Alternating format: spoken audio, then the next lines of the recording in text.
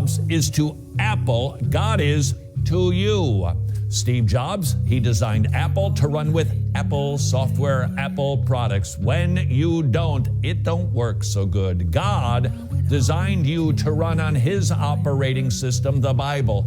And when you don't, things go kafritz. And that is exactly what our brains are, kafritz. They are feeling the effect of the fall, and we continue to believe the perpetual lies of the devil. And we are to take God's word, bury it in our brains, and shove out the lies. And we need to be about that business constantly. Why? Because we constantly forget. What was number 11? Do you remember number 11? I don't either, and I wrote the booklet because we forget that quickly. And the same thing is true with truth. You and I forget. And you and I, we trip through life forgetting most of the truth that we have learned in God's Word. And that is where the battle rages.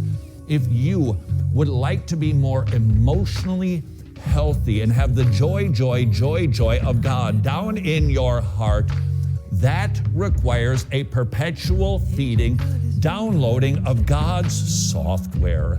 It's as simple and yet as challenging as that. The world keeps banging at your door, pounding, kicking it down, flooding in, filling your head and your heart with lies. So what is the counter to that? Filling our brains with truth.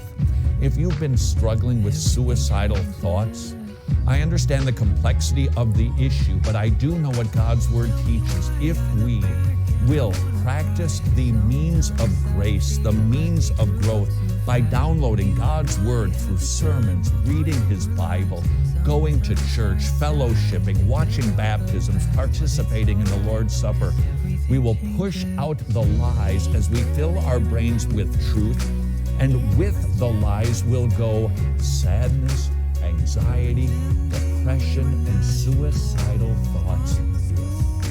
If we will replace the lies with truth.